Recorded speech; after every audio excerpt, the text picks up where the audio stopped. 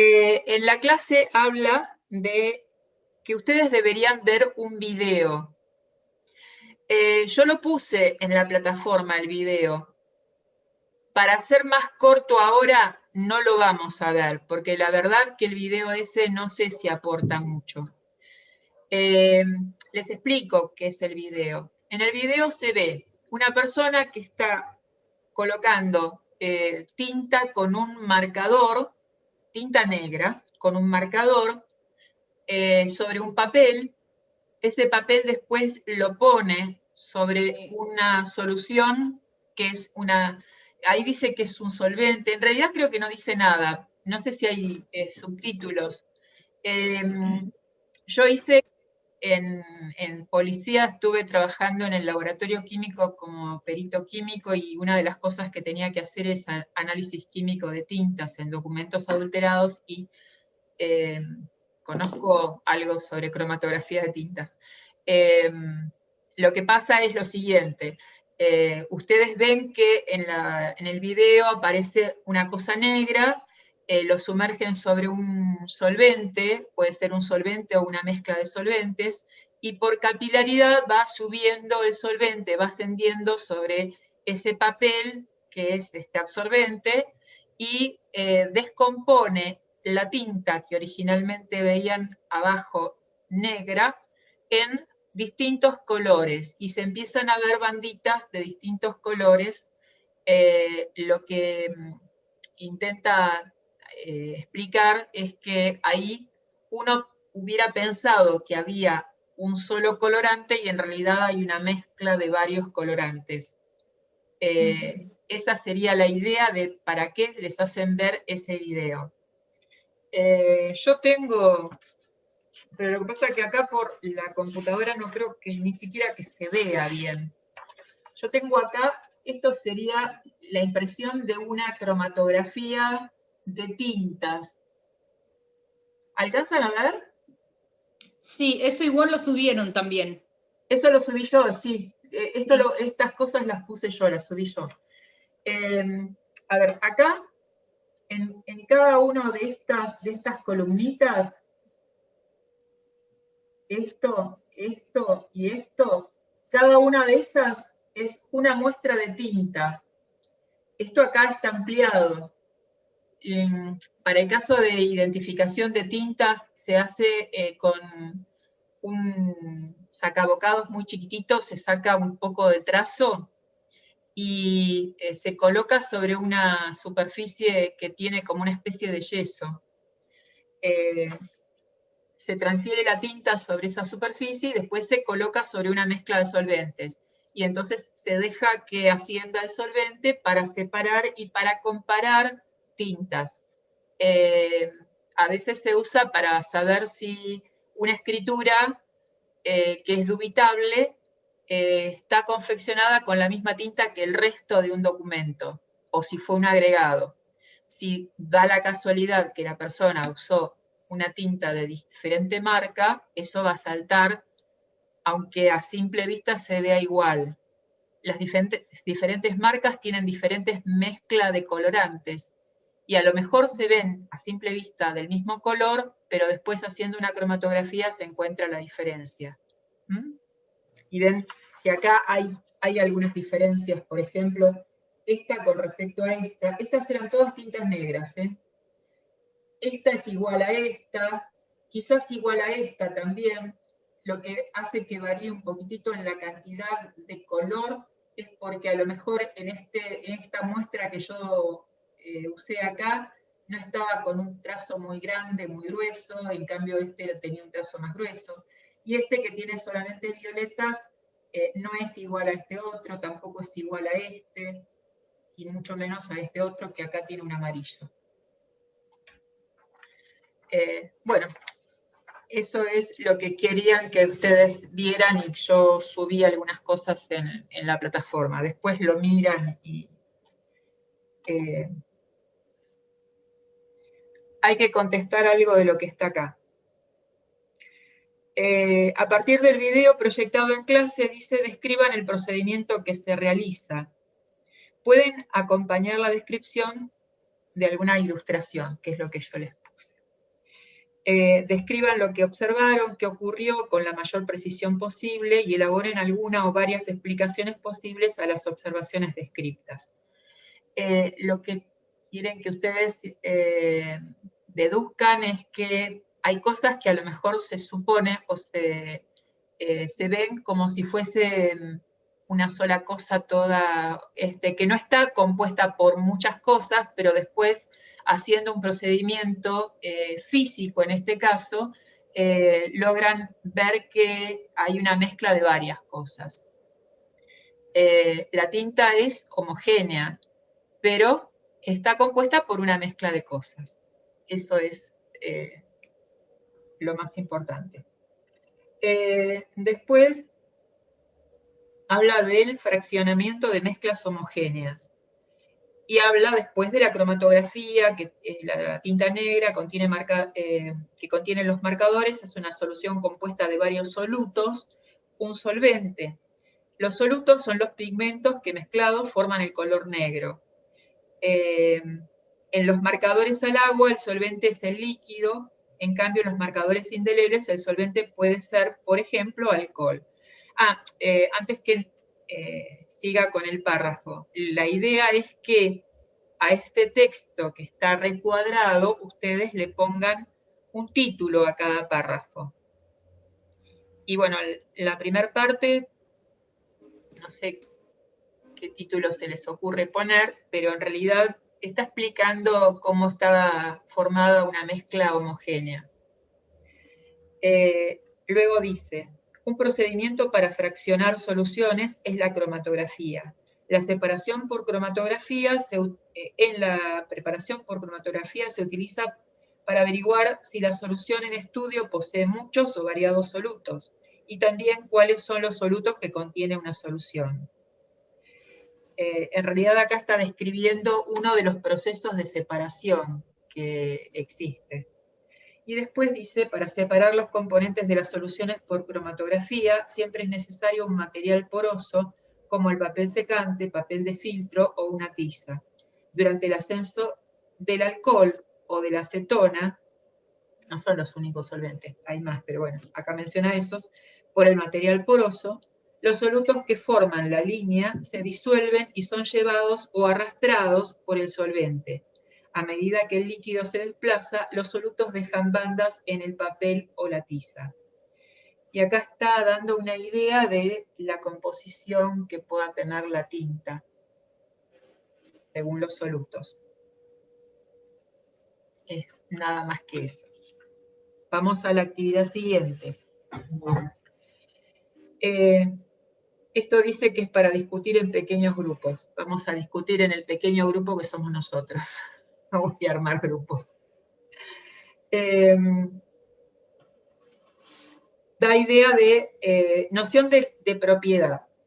En la cromatografía de la tinta negra pudieron observar la separación de los pigmentos debido a la coloración de los mismos. Los distintos cuerpos tienen cualidades que les son característicos y permiten distinguirlos de otros. En algunos casos, estas propiedades se pueden determinar a través de nuestros sentidos, y esos se llaman propiedades organolépticas. Y acá yo voy a empezar a hacer una lista de palabras que necesito que ustedes conozcan el concepto de esas palabras, porque en algún caso les van a pedir que diferencien grupos de cosas, de ejemplos,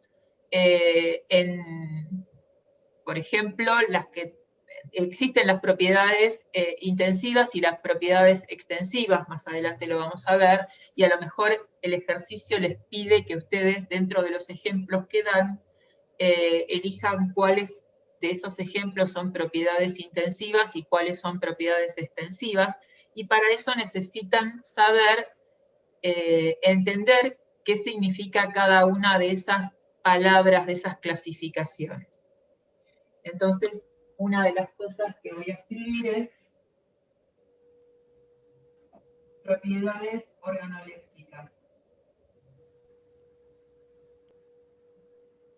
Las propiedades organolépticas, a ver si acá lo hice más adelante.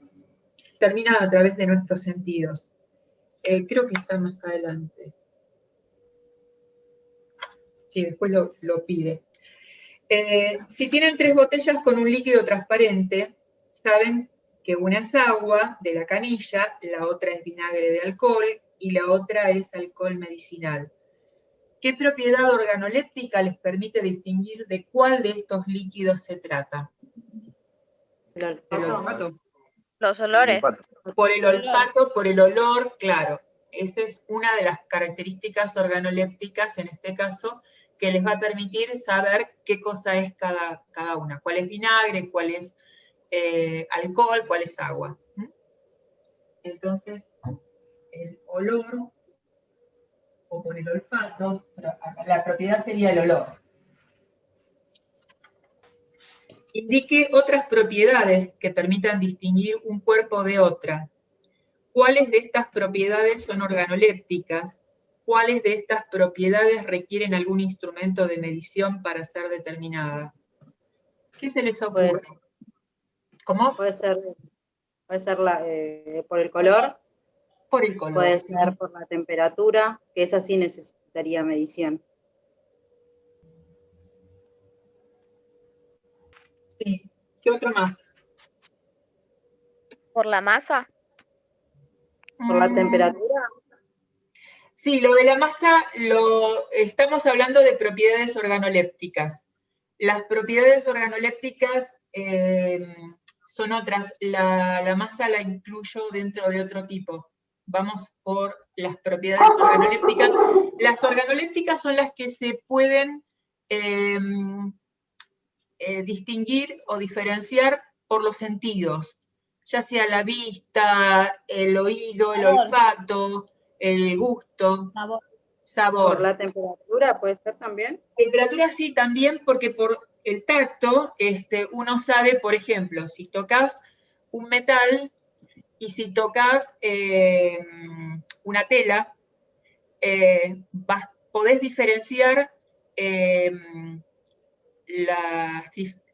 que el metal es frío, la tela no es tanto, entonces esa es una propiedad organoléptica. A ver, alguien me dijo algo por el chat, por el tamaño. Lo del tamaño lo vamos a dejar para después cuando hablemos de propiedades intensivas y extensivas. ¿Sí? Entonces acá, sabor. Textura, les digo yo,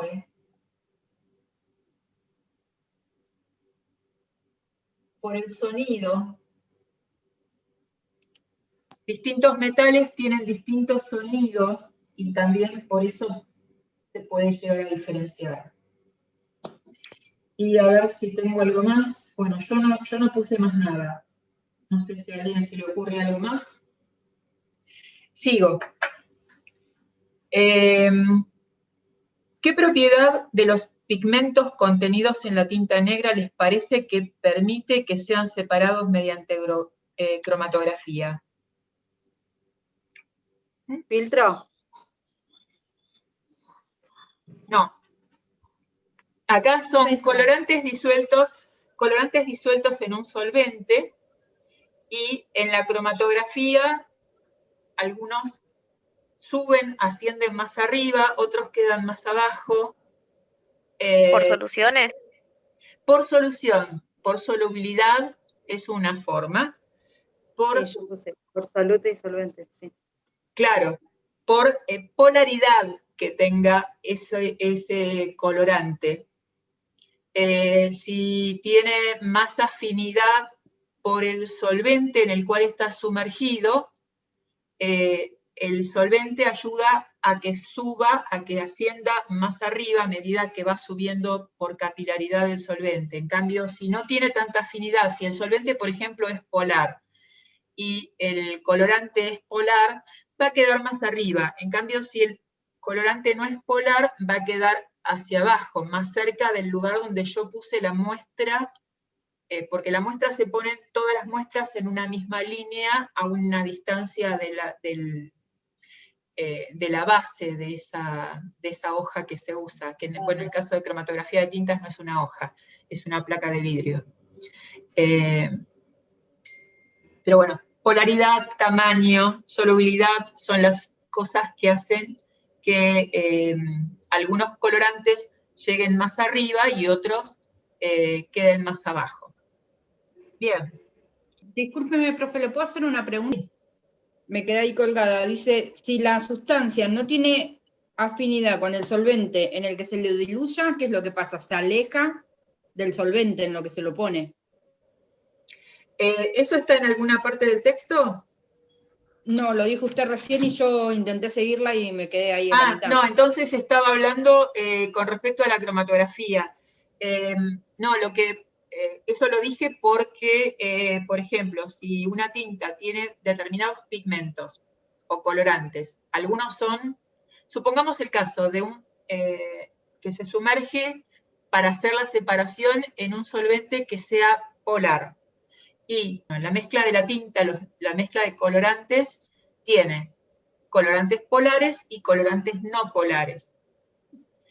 El que es polar va a ir subiendo junto con el solvente que está en el lugar donde yo coloco el papel. Y los componentes que no son polares, componentes de la tinta, los colorantes que no son polares, van a quedar abajo, porque no van a ser arrastrados por el solvente. ¿Se entiende eso? ¿Contesta tu pregunta? Sí, lo entendí. Bárbaro, gracias. No, por nada. ¿Puedo hacer una consulta? Sí. ¿Tiene algún ejemplo de lo que es polar y lo que no? No, Porque me quedé... no es cuestión de que ustedes sepan cuáles son las cosas polares y cuáles no. En caso de que pase algo así, se supone que eso se lo tienen que decir como dato a ustedes. Bueno, pasemos al segundo punto. Distinción entre mezcla y sustancia pura. Ojo acá. Acá esto tienen que conocer bien cuál es la diferencia entre una mezcla y a qué llamo mezcla y a qué llamo sustancia pura. Esto también es algo que se puede tomar en el examen y pueden tener un texto y en donde ustedes tengan que decir cuál es una sustancia pura, cuál es una mezcla de todo lo que está en ese texto o en esas opciones. Vamos a distinción entre mezcla y sustancia. Dice, el café puede hacerse más o menos dulce, dependiendo de cuánta azúcar se le agregue. En cambio, el agua destilada no puede prepararse de modo que sea más o menos mojada, ni el cobre hacerse más o menos denso. El agua y el cobre tienen siempre las propiedades cualitativas, como color o sabor, las cualitativas, o las cuantitativas como densidad o solubilidad que los caracterizan. Acá les está dando una diferencia entre un grupo de cosas que tienen características propias, ejemplo, agua y cobre, y otras, el café, que no es que tenga características propias. Un café preparado por una persona no necesariamente va a ser exactamente igual al otro, ni exactamente igual al que preparé hace 3 días atrás, porque a lo mejor le puse más café o le puse menos, ¿sí? El café, de por sí, es una mezcla. El agua destilada o el cobre es una sustancia pura. ¿Se entiende la diferencia o el ejemplo? Sí. ¿Qué diferencia hay entre porciones de materia como el barro y el café y otras como el de agua destilada, el alcohol o el azúcar? En estas, acá hablo de barro, café, agua destilada, alcohol y azúcar. ¿Qué es algo? ¿Qué Las primeras son mezclas y las últimas son sustancias. Exacto. El barro y el café son mezclas homogéneas, pero mezclas al fin. Después vamos a explicar lo de homogénea y heterogénea, pero por ahora les digo, ambas son mezclas homogéneas, son una solución homogénea. En cambio, el agua destilada, el alcohol o el azúcar son sustancias puras. Luego dice, si se disuelve sal de mesa en agua, se forma una solución incolora de salmuera. Se evapora el agua, la sal vuelve a quedar depositada en el fondo del recipiente. En cambio, la tiza molida no es soluble en agua. Si se les alcanza un polvillo blanco y les dicen que se trata de una mezcla de tiza con sal de mesa, ¿cómo harían para separarla? Le Con el volvería a echar agua. agua. Es el filtro. Sí, alguien dijo de un filtro, está bien. ¿Y qué separó con el filtro? La tiza. El La polvillo que tiza. queda. Bien. ¿Y después cómo separó el resto? Con el agua. Claro, con el Separo, agua, ¿no? saco el agua, evaporo el agua. Bien, bien. Después les voy a dejar un apunte para que tengan idea de distintas formas de separación, por separaciones físicas de cosas. Habíamos visto el punto B de si se disuelve sal de mesa, todo eso. Había empezado a hablar, pero creo que ahí se cortó, con respecto a la tinta de fibrón negro. Pregunta, ¿es un tipo de materia como el barro y el café o como el agua destilada y el azúcar? Eso es para que contesten ustedes. El café. Al café. Es decir, que es una mezcla, no es una sustancia pura. ¿Sí? Bueno. A continuación comienza a describir propiedades extensivas e intensivas. Esto también se da ejemplos y se dice que ustedes expliquen qué es una propiedad extensiva, qué es una propiedad intensiva, o que ustedes den ejemplos. A veces se ponen ejemplos y ustedes tienen que diferenciar qué tipo de propiedad es cada una, y otras veces piden que ustedes las den. Las diferencias. Las propiedades extensivas, esperen que acá hice lío.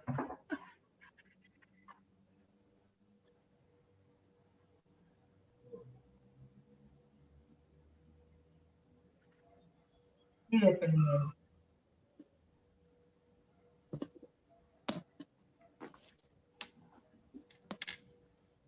En cambio, las propiedades intensivas no dependen de la cantidad de materia.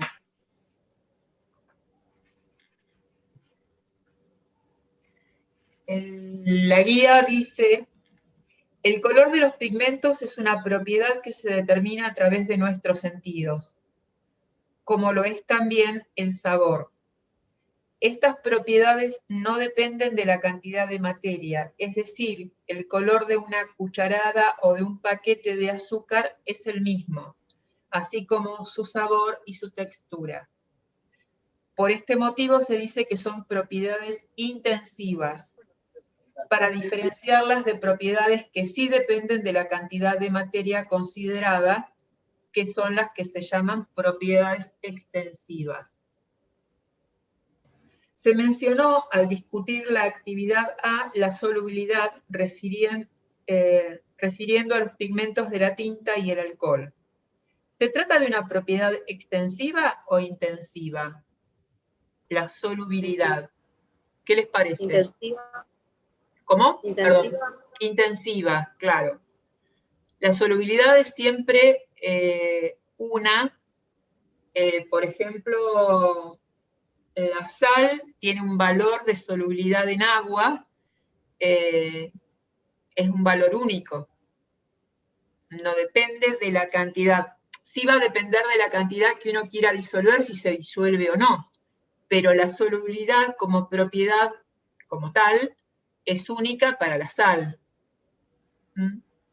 hay no sal de mesa, sino otro tipo de cosas que son menos solubles y hay que poner poca cantidad para que se disuelva en 1 litro de agua, por ejemplo, que es lo que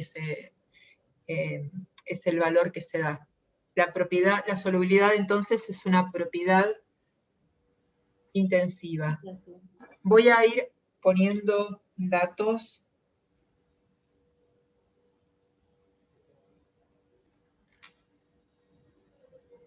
Se mencionó el sabor, se mencionó la solubilidad. Indaguen sobre las siguientes propiedades e indiquen si son extensivas o intensivas. Y da como ejemplo masa, volumen, densidad y punto de fusión. ¿Qué les parece a ustedes? ¿Qué propiedad, dentro de qué propiedad ubico la masa? ¿Dentro de qué? ¿Cómo? Extensiva, Sí, porque depende de la cantidad. exacto. ¿Y volumen? También. Sí. Y después las otras dos que dicen densidad. Intensiva. Intensiva. Exacto.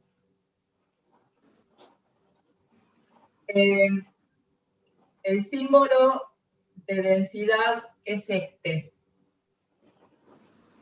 Es una letra griega. Sigo. Los distintos cuerpos están constituidos de distintos materiales.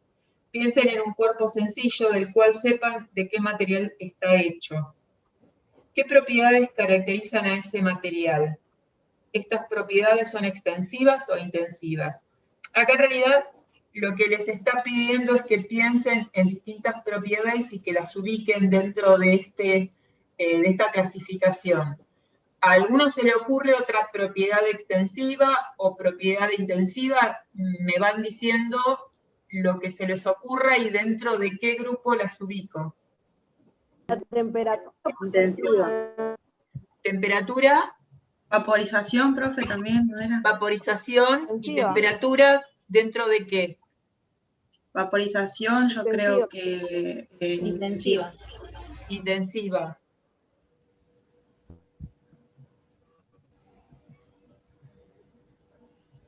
Temperatura, también intensiva.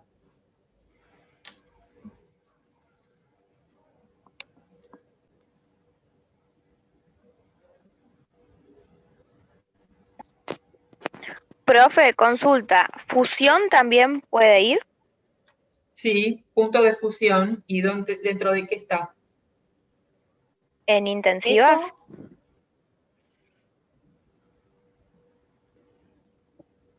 ¿Qué más? ¿Cómo? Peso. ¿Y dentro de qué está? de la extensiva. extensivas. Bien. Bueno, les digo yo algunas. ¿Ebullición también? Sí, punto de ebullición, punto de fusión.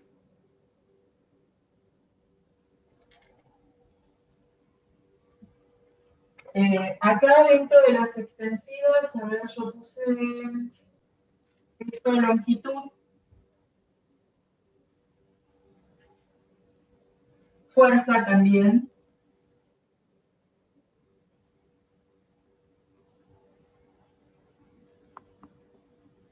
Y dentro de las intensivas,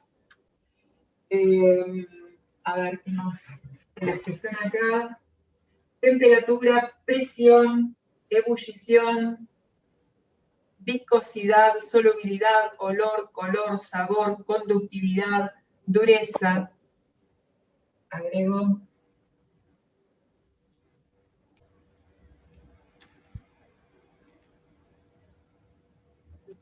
Profe, ¿puede leer lo que agregó? Conductividad, dureza. Agrego color, sabor. Profe, una pregunta, ¿y conductividad qué sería? Conductividad, por ejemplo, una solución Cuando hay que tenga- energía. Ah, no, nada que ver. No, energía depende de la masa. Energía también puede ser una propiedad, pero es extensiva.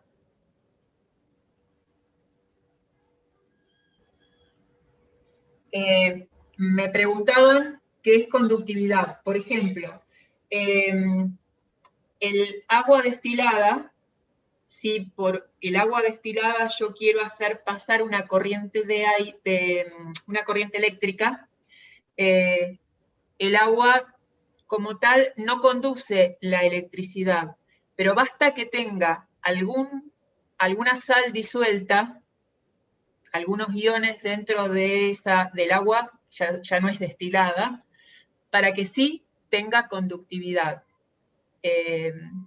Si nosotros estamos trabajando con algo que está húmedo, en realidad nos agarra la electricidad si se acerca un cable, y es porque el agua está disuelta con otras sustancias que son iónicas y que conducen la electricidad.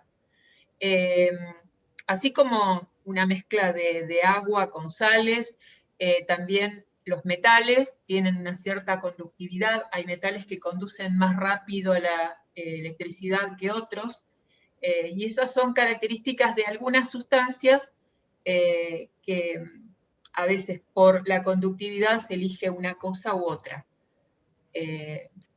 Los aisladores que se usan en electricidad justamente no tienen conductividad, los plásticos, ¿sí? Bueno. Sí, bueno. Si después a alguno se le ocurre alguna otra cosa más para la próxima clase y quiere consultar, quiere preguntar, o lo puede hacer por el... Voy a poner un foro para consultas y ustedes mismos pueden responderse entre ustedes. No esperen a que yo conteste. Yo después miro y les digo, tal cosa está bien, tal cosa está mal, ¿sí? Ahí hay un compañero que puso en propiedades extensivas, iba a superficie también. Sí, sí, está bien, sí. Porque la superficie de una sustancia va a depender de la masa, de la cantidad de masa que haya.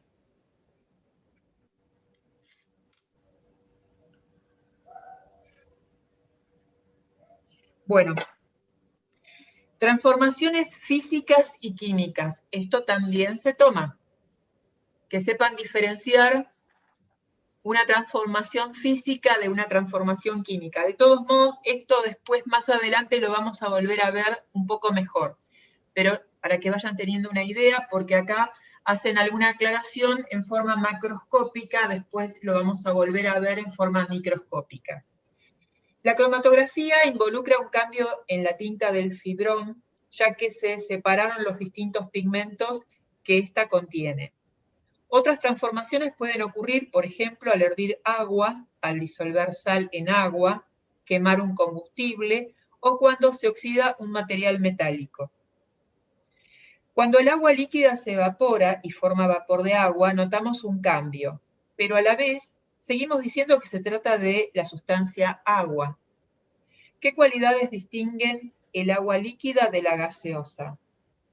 ¿Y debido a qué cualidades decimos que sigue siendo agua? ¿Alguien puede contestarme algo? ¿Qué cambió? ¿Que la gaseosa tiene gas? Sí, pero ¿qué cambió? A ver, la pregunta la reformulo. ¿Qué cambió en el agua cuando pasó de ser líquida? Estado. Cambió Claro. estado. Cambió una propiedad Física. Una propiedad física, pero ¿qué cambió? ¿Una propiedad extensiva o una propiedad intensiva? Intensiva. Intensiva. Una propiedad intensiva, exacto.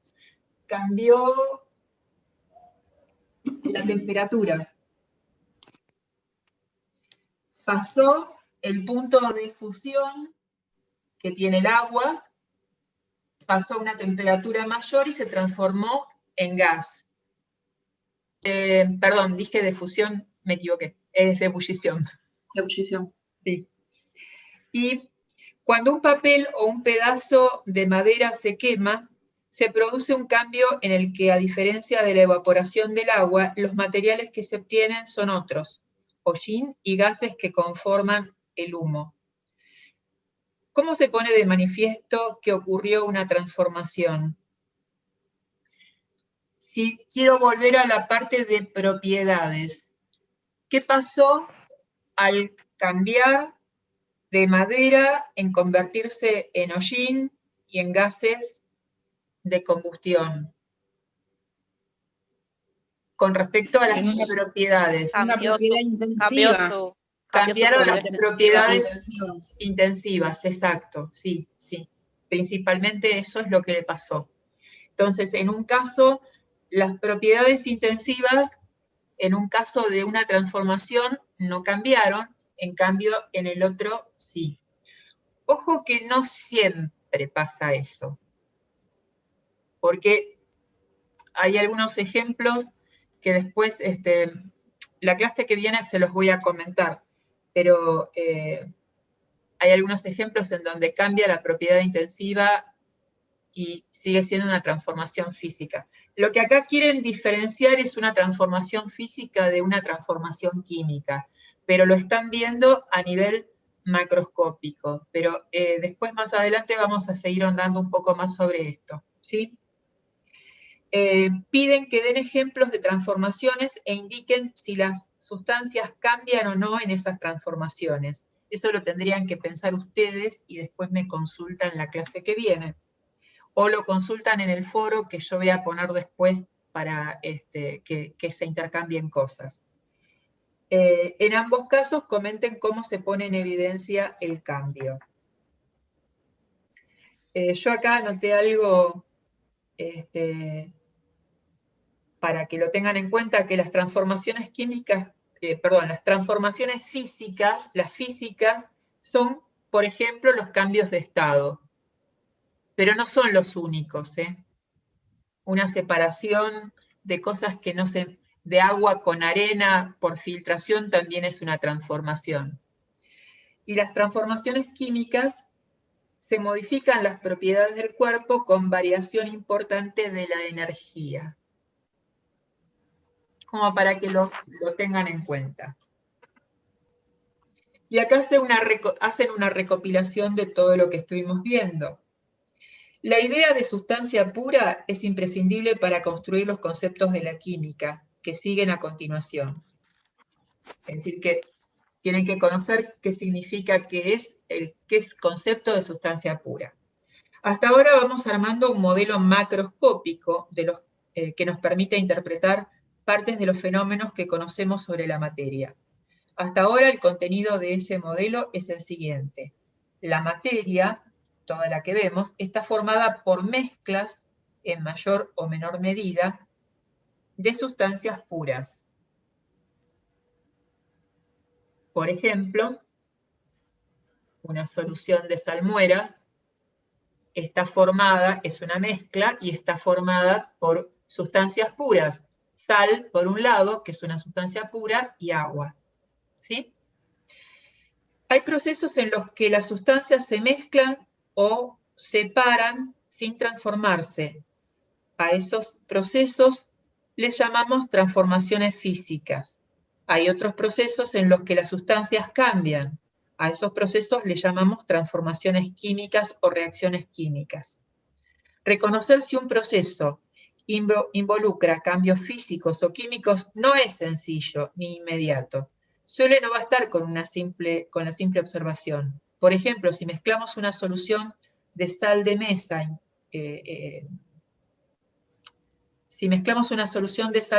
que es un líquido incoloro, con una de azúcar, que es otro líquido también incoloro, el resultado es que se mezclan dando otra vez un líquido incoloro. Pero el proceso de esa mezcla es un proceso físico. Pero si mezclamos vinagre, que también es una solución incolora, con una solución de soda cáustica, el vinagre es ácido. La soda cáustica es una base, una cosa alcalina. El resultado también será un líquido incoloro. No se ve diferencia en el proceso anterior, pese a que ha ocurrido una reacción química. un ácido con una base, forma una sal más agua. Ahí hay una reacción química y ya lo que se forma es una cosa totalmente distinta a la original y no la vamos a poder separar tampoco. Entonces ahí ocurrió una transformación química. Quedan entonces preguntas pendientes. Si las sustancias pueden transformarse por reacciones químicas, ¿puede convertirse cualquier cosa en cualquier otra? ¿O hay reacciones imposibles? Y hay reacciones imposibles. ¿Hay alguna cosa que permanezca inmutable en las transformaciones? ¿Qué dije? ¿Hay algunas cosas que permanezcan inmutables en las transformaciones, sean químicas o físicas? Acá nos estamos preguntando por las leyes que rigen las transformaciones de las materias, o sea, la ciencia química. Bueno, eso se va a ver en la clase que viene, vamos a empezar a ver. Acá habla de realizar en forma domiciliaria una actividad. Eso, por favor, léanlo y acá habla de elemento químico. Fíjense si se entiende qué es un elemento químico, qué es una mezcla, qué es combinación. Esas cosas son las que van a tener que sacar como conceptos de esto, que está muy mal explicado, pero bueno. Elemento químico, mezcla, combinación. Y después habla de algo de unas prácticas de Lavoisier. Bueno, léanlo ustedes en sus casas y tienen cosas para contestar, que la vemos en la clase que viene. Y dice, al finalizar la primera parte de esta unidad deberían poder explicar y articular los siguientes conceptos. Tengan en cuenta lo que está acá. Todos estos conceptos que están acá, fíjense si saben qué es cada cosa, si entienden, porque justamente esto es lo que va a tener que ver en el examen. Van a tener cosas que tengan que dar conceptos o van a tener que elegir ejemplos de algunas de estas cosas que están acá. Propiedades intensivas y extensivas, sustancia, mezcla, solución, soluto, solvente, dilución, solubilidad, elemento, sustancia simple, sustancia compuesta, transformación física, transformación química. Vuelvan a leer todo y entonces la clase que viene vemos si hay algo que no quedó claro de todo esto. Una cosa que no se explica acá demasiado, soluto y solvente. En una mezcla de agua y sal, por ejemplo, el soluto es la sal, el solvente es el agua. Pero también puede haber una mezcla de soluto y solvente, no necesariamente que el solvente sea un líquido. Puede ser algo gaseoso con partículas flotando. Puede ser una mezcla, el aire. En el aire, el mayor porcentaje de los componentes que tiene el aire es el nitrógeno. No hay tanto oxígeno. En este momento no me acuerdo las proporciones que hay de cada cosa. Pero el aire, por ejemplo, es una mezcla y se podría interpretar como que el nitrógeno sea el soluto y todos los demás, los otros gases que están en la mezcla son, el nitrógeno es el solvente, quiero decir, y los otros son solutos. Tengan presente que deberían poder explicar los conceptos sin acudir a lo que ocurre a un nivel más íntimo de la materia, es decir, sin hacer alusión a átomos, moléculas o partículas que la conforman, para contestar lo que dice arriba. Y hasta acá llegamos, todo lo demás lo tienen que ver ustedes. Tienen que volver a repasar todo lo que vimos y si hay algo que no entiendan, lo volvemos a ver la clase que viene.